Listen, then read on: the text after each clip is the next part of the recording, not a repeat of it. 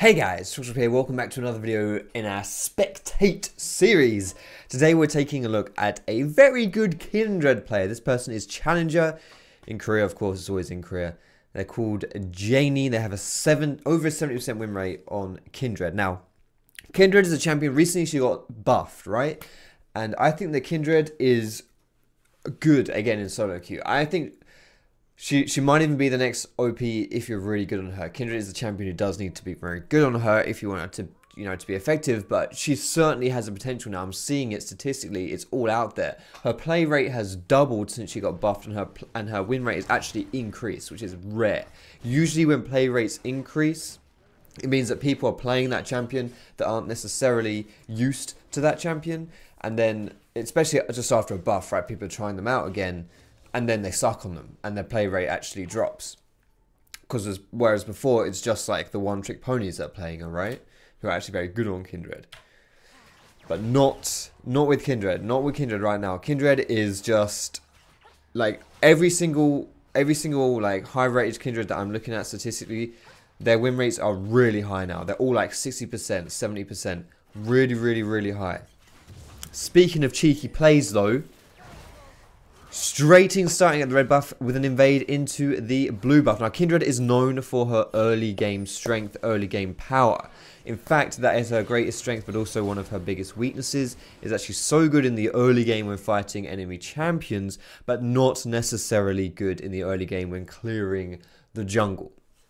So a really cheeky invade right off the bat to set up this this game. I think doing this jungle path is actually pretty good whatever elo you're in. If you want to start at your top side buff, red buff is best obviously because it's like good for fighting, like PvP, right?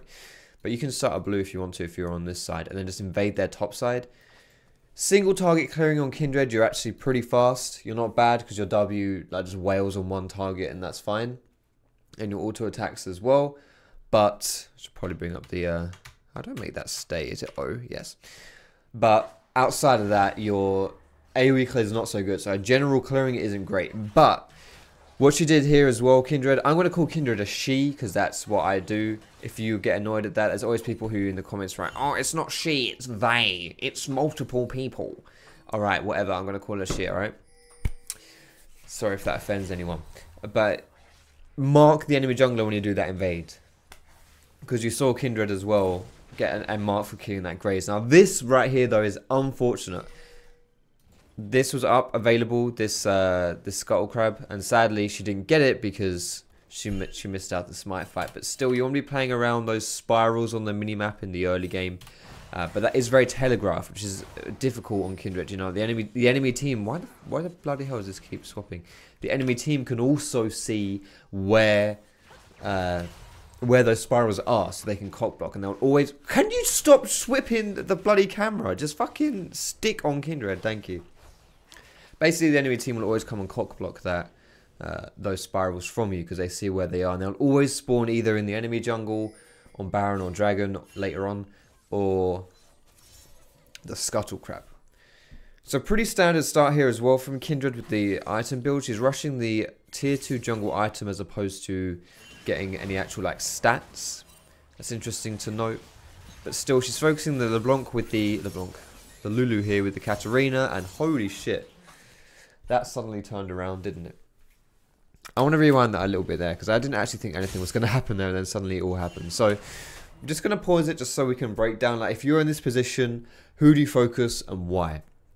So Lulu, first and foremost, as a champion, is a pretty squishy champion, right? And she's also a little bit lower on health, however, because she's got a level advantage, you know, whatever. But she is like 100 health weaker than Graves here. So you can argue from that point of view, why don't you just focus Lulu? But I mean, look at Katarina's health, that's really low as well. So if you look at just the health bars, you might be thinking, okay, this is a bit scary. However, you have to consider the champions that are being picked as well, the champions in play here. Lulu's actual fighting at this stage of the game is not great. She's more of like a cock blocker, like pushing waves in, stuff like that. She's not actually good at skirmishing. Graves is pretty good at skirmishing though. And Kindred is very good at PvP in the early game as well. And then you got Katarina, who actually, as soon as she reaches, level 2, she's pretty bloody good at skirmishing. And then when she hits level 6, she's even better. So On paper, this may not look like a play that you necessarily want to make, but as we see, it is one that actually works in the favor. And as soon as the enemy team, because the enemy team thinks they can take this fight as well, right? It's not just me who thinks this might be a questionable play for the red team. The enemy team thinks they can take it too. But as soon as these guys overstep, they get in range for the turn. They swap on the Jets. Kindred marks with the E. And then boom, Katarina does Katarina things. All the time, by the way, while that Lulu gets focused down by Kindred. That's AoE damage going down, by the way. So Katarina can then swap onto Graves and fuck him up as well. Now, something else. I'm not going to pause every second of this, guys, but we do want to try and, you know, teach you guys really how this Kindred is playing, so that if we want to go into our games, we can learn how to play Kindred as well, right? That's what we want to try and do. And I've been sucking at that, so I'm going to try and focus more on the analytical side of things. But right here, whenever you make a play, you have to think, okay, or whenever you're not making a play, just whenever you're doing anything in League, you have to think, okay, what am I going to do next, right? Obviously. If you're just on autopilot, that usually means you're not doing enough, you're not going to be impacting the game enough. Now, Kindred has just killed Graves and Lulu. So there's pretty much no resistance to an invade here, which is why, even though she's on like 30-40% health, this is actually a pretty good invade. Because who's going to stop her? Who's going to come in here and who's going to fuck Kindred up? No one. She even has her flash up as well. No one is going to come in here and stop Kindred from invading. So why doesn't she just invade? Which is exactly what she does. So even though you would think on paper, oh shit, you know, if I'm on... I think he DC'd again. If I'm on like 30% health, I don't want to invade. Yeah, she backs up as soon as he hits level 6. If you're on 30% health, you might think that's a really risky invade. But if there's no one else around to stop you, why would it be risky? And you saw there, if you see the enemy jungle, so if you see, like if she had seen Graves like bot side, for example, if she'd seen Graves bot side, she could have made it top side and no one would have stopped her. And if she sees Graves die, then again she can invade as well. Now, Runes of Mastery is on Kindred. It's worth to note as well, this guy actually rushes a Berserker Greaves on Kindred. So he goes Berserker Greaves, Red Smite, Berserker Greaves, and then he'll be going for Blood Razor, Hurricane, and Black Cleaver. That's this guy's core build. He does that pretty much every single game. Now, this guy actually isn't even a jungle main, and he still has a 70% win rate on Kindred, which is how good Kindred is right now, in my opinion at least, statistically speaking. But Runes of Masteries, guys, this guy goes for attack speed reds, armor yellows, or health per level yellows. He kind of mixes it up a little bit. And sometimes he goes attack speed blues, but mostly it's MR blues. And for masteries, he's 18-12-0 with fervor for battle. Now what's... Wait, Quince, sorry, he goes for AD Quince. So normally you want to go AD reds and attack speed Quince, but this guy actually goes attack speed reds and AD Quince. The reason why you want to do it the other way around is because you basically end up with like the same... It's like, say you get like 10 AD and 12 attack speed. You would then, or you could have 10 attack speed and 12 AD. Because AD is actually worth more individually, like per point. You want to get more AD, generally speaking, which is why you go AD reds and attack speed Quince, because that gives you more AD. That's not exactly how it is, by the way, but it's like that, right? It's like that. The difference is pretty much the same. It's just the fact that attack damage is worth more than attack speed. But yeah, this guy opts for getting more attack speed, so here he is. Now, diving a Lulu is usually a really bad idea, especially if you don't know where Graves is. So I think this is a pretty risky play. Lulu with Polymorph and with ulti, a bit difficult to dive. And as we can see, Katarina's one tower shot off of dying there. And we don't know where Graves is. Now, the reason why that isn't such a risky play is because Kindred has her ultimate. Yes, Kindred's ulti, miraculous as it is, very good for denying, like saving your team from plays like that. So you can tower dive on Kindred, but you have to make sure that it's kind of like you can ult someone. Say for example, there's a tower shot coming in on Katarina there, and then you would ult to save Katarina from the last shot, right? That would be a good use of your Kindred ult, but you wouldn't want to like smack it down under the tower necessarily, because then you might actually save the Lulu as well. Now, taking a look at this Kindred's marks, she doesn't have that many marks yet, which isn't great. Like, she's doing well as far as, like, pressure and actually how the game is going, but she doesn't have too many marks, so she needs to step that up. She's just hit her 3rd mark. At 10 minutes isn't really that great. There have been a few marks that I think she could have gotten but she died. There was one in the river here before when she died to the Jax here, and there was also this Scuttle Crab that she contested but missed out by like 10 health. So just little things like that. If she hadn't died and if she'd gone more, you know, whatever, just little things. She could have had a few more stacks here, but still, yeah, I think, you know, she needs to step it up a little bit, but at least she's having pressure, right? It's better to have pressure and 0 stacks than have loads of stacks but no pressure. So here we go. Katarina, infamous for this stage of the game for just being an absolute beast in these team fights. There's a TP coming in from Nautilus, but she's Kindred, so she doesn't give a shit because she's not going to die, at least not just straight away. She might die after this, but who knows? There's the Lulu cock block. There it is. And the kite from Kalista as well. Katarina with cooldowns isn't so good in these fights.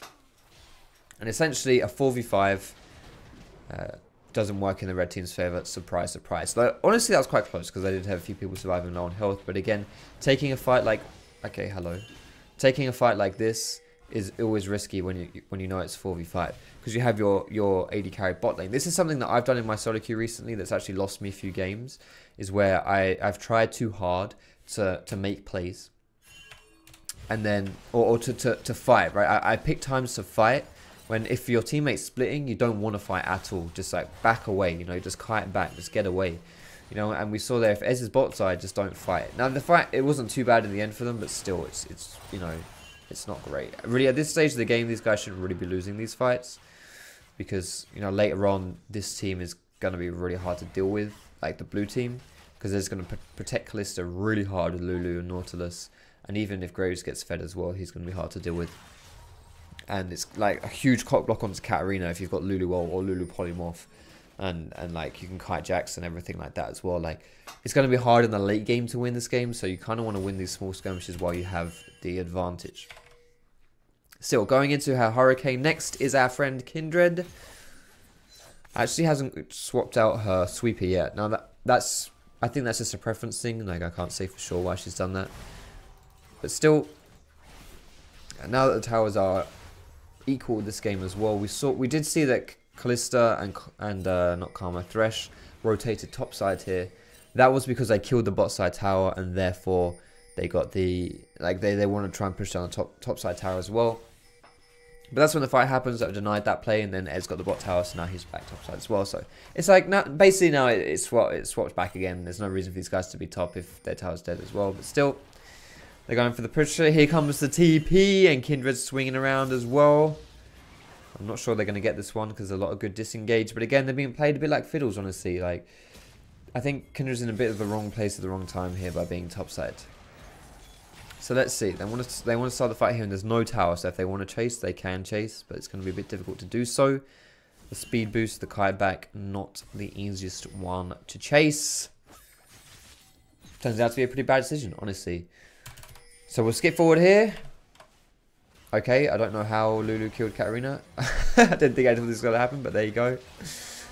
All right, let's rewind that then, because I thought these guys were going to rotate to mid and push down mid, but yeah, in the end it was something happened. So the whole team decides to go topside, but of course there's always that one guy in solo queue who doesn't. This is Challenger in Korea, by the way, still, and stuff like this happens. So she gets caught on a slow rotation going for the extra minion wave, so she's going to die. And then at this point, you probably think to yourself, alright, what are we going to do now? The whole enemy team is showing bot side. Why don't we just rotate to mid and try and get this tower down? Of course, that's not going to happen because we're going to go... because this is marked. Because we want this Kindred mark. So, if you want to win this fight, what's going to happen? I didn't quite see if Lulu used her ultimate in that fight or not, or whether she used it before. But it's probably safe to assume that this ultimate... Well, actually, we shouldn't assume anything. Because I didn't see it.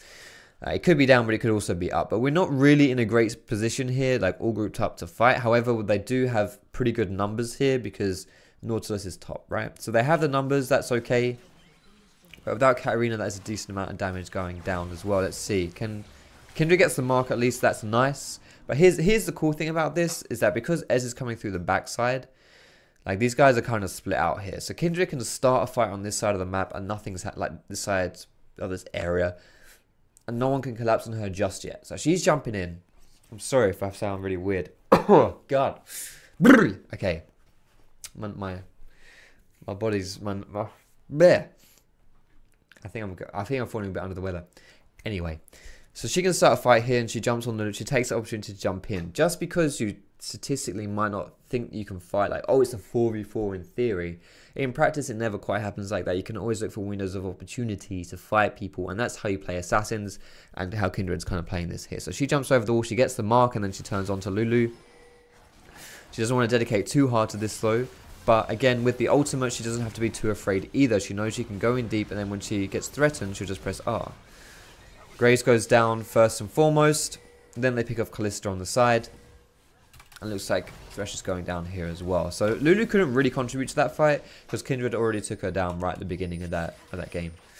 Of that fight, sorry. So really, really good opportunistic fight there, and straight away bombing it to the Rift Herald, which is... Rift Herald actually gets overlooked a lot in solo queue.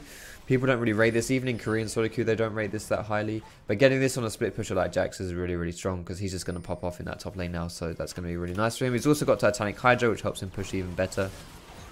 But still, all good shit here. Now, this guy is probably sitting on a decent amount of gold. He's sitting on 2.2k, 2.3k, so he'll probably want to recall soon because he can afford his Hurricane. That's a pretty big power spike. Alright, team fight here. Karma's already dead for this fight, guys. She's already dead. Let's see what happens. God damn it. Who's winning this fight? It's kind of close. Fuck, I hate that. I hate that bug. Kind of close, but an ace for Kindred's team. Whenever you get rid of the UI, it kind of sticks that bloody... the death kind of things on there. Anyway. Right. Let's break down this fight, shall we, boys? So... it starts with Karma getting caught on the top side, and I think Jax is over here, and Kindred's over here. So Karma's going to go down for free, like 100% free, nothing they can do about that.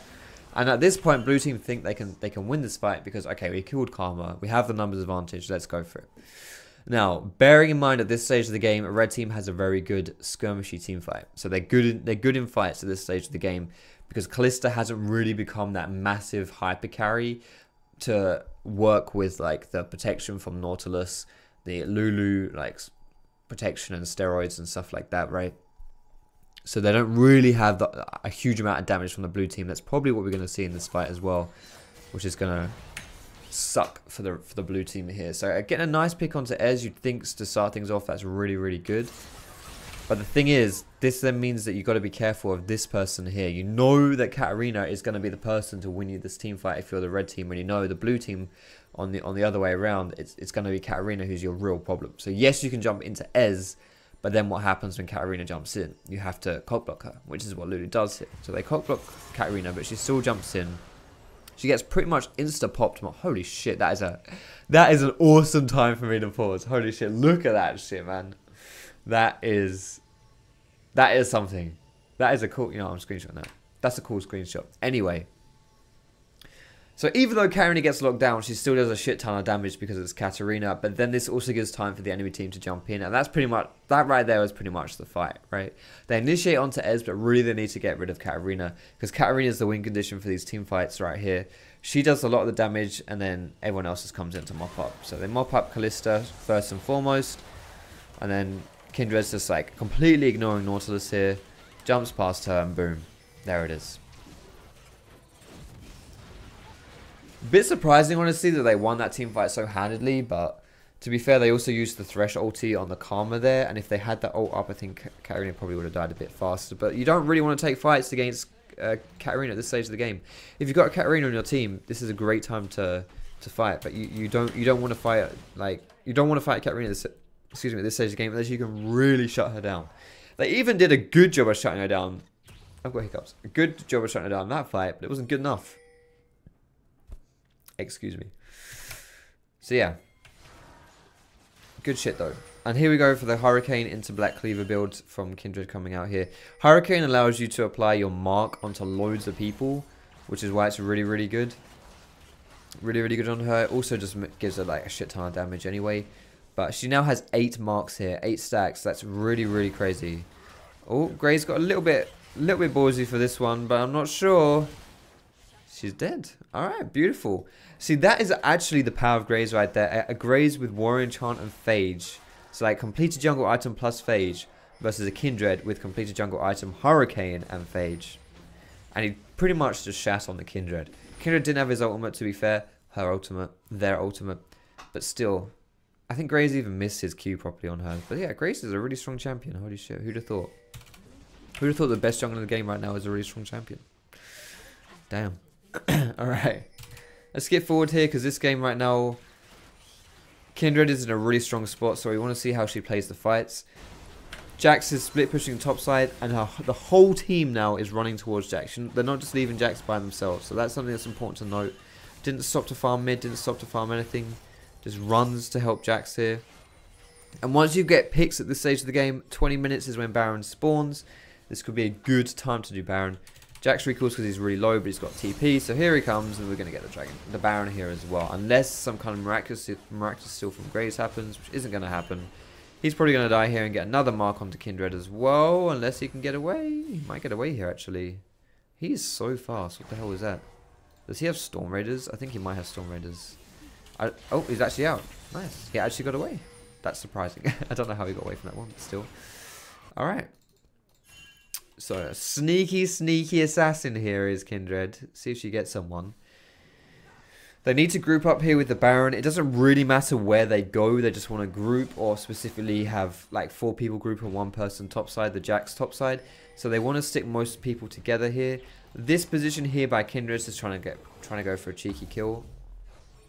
But more specifically, it's like the whole team isn't grouped. So let's just try and sit somewhere where someone's most likely going to face check me by themselves, pick up a cheeky kill really quickly because she's Kindred who's fed, and then run away, right? Not trying to do anything stupid while the team isn't grouped up. But so we'll see here most likely they'll either all group in one lane and push it down together, or 4 people will group in one lane and then Jax will sit in the side lane by himself. So we'll see which one they go for here. It looks like they're going to go for the option where they're all grouping together, although Ez is actually by himself. That's not really where he should be, just pushing out a wave. But really, he should be grouping. He'll be coming bot after this most likely anyway. So here we go. All together pushing down the bot side. Ez is on his way. He's a bit far, but he's on his way. Completely whiffs the ultimate. Good job, buddy. And now you're tanking Tower Kindred. You don't want to do that. Nautilus ult normally would be quite scary for Kindred, but ultimates like that aren't too bad because you can just put your ultimate down as well. Like you kind of counter his ult with your ult. So it's not too bad if you're Kindred, but still, something's probably going to happen here. They're either going to get poked out like it's happening now, or a big team fight's going to happen, and like Katarina is going to jump in. But honestly, the red team doesn't have good team fight initiation, so it's unlikely we'll see a team fight happen, unless something crazy, like like Katarina jumps in and starts the fight, or the blue team starts the fight, and red team turn it around, which is what's happened so far. Like this here. That you should be dead here, honestly. You should be dead. Kindred, mate, you should be dead. But because you're Kindred, you're not dead, and you get the inhibitor for free there. But you probably do want to back away here, because now you don't have Kindred. So yeah, let's all run away. Oh, hello. Hello. What's going on here? Okay, that's not cool. Alright, well, I'm going to go ahead and just quickly reload this replay here. Because, yes, our replay just crashed. Now, if I'm not mistaken, how long is this game? Okay, this game lasts for exactly 50 seconds more. So I'm pretty sure we all know what's going to happen here. It's probably a replay bug where the game just like crashes before the game's actually over. But we're just going to test this one more time, guys. I'm going to reload the replay and we'll watch it from the... we'll skip forward to the end from the beginning. We can do that, don't worry. And then I think that's the end of the game, though. I hate blue ballsing you like this, but I'm pretty sure that's the end of the game. And I'm sorry if it has to end like this. I apologize, but we got to see the game, right? That's the important thing. I am hungry, though. Holy moly. Look at that. Did you see that load screen? Full-on challenges on the enemy team. Disgusting. It has to load for a little bit, and then we'll be able to get in here. But yeah, pretty solid Kindred display.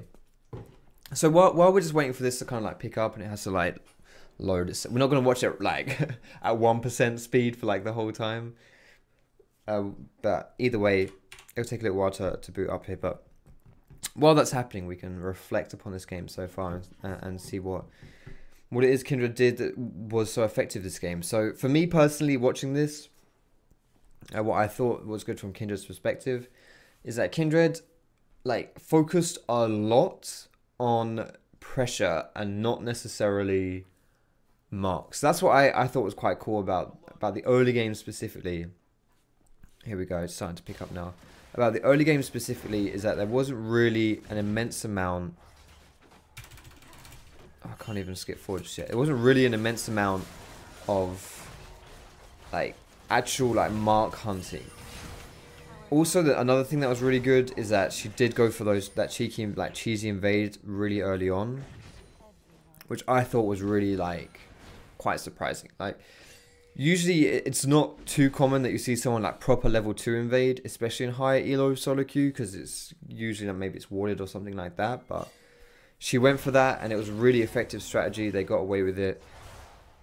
Beautiful stuff. So I think those are like the two things that I was really like the biggest two things I would say about this is, let's watch this team fight again in slow-mo. The Graves, mate, what was that? You garbage. The biggest two things being, you know, like that like actual pressure on the map is more important, because you can get marks by marking people, and if you're strong enough when it comes to like team fighting mid and late game, if your team's in a good enough position and you're strong enough just because you pressured and you farmed well and stuff, even ignoring the marks, it's fine, because you just mark someone in a team fight and you'll get a mark anyway, right? You don't have to play it like really like ham in that lane phase, going for marks 24/7. So I found that really like quite impressive actually. That's something I learned, at least for Kindred. And yeah, like when I'm playing Kindred, I'm always afraid of invading. Like, to be honest, that's just a weakness of mine in general. I'm pretty bad at invading because I just like overthink everything. So, but on Kindred, you can invade, and to be honest, you're quite safe invading as well, because you can hop over walls to escape. Now let's just quickly see. So this is where it crashed last time, right? They got the inhib and then it crashed like around here. And it looks as though that is the end of the replay. So let's just double check that again. So, wait, we didn't see this, did we? No, I don't think we saw this. Oh no, it isn't the end of the replay. So it just genuinely crashed. Okay, that's cool. So apparently they recalled. So yeah, at this point they've recalled. They've come back to lane here.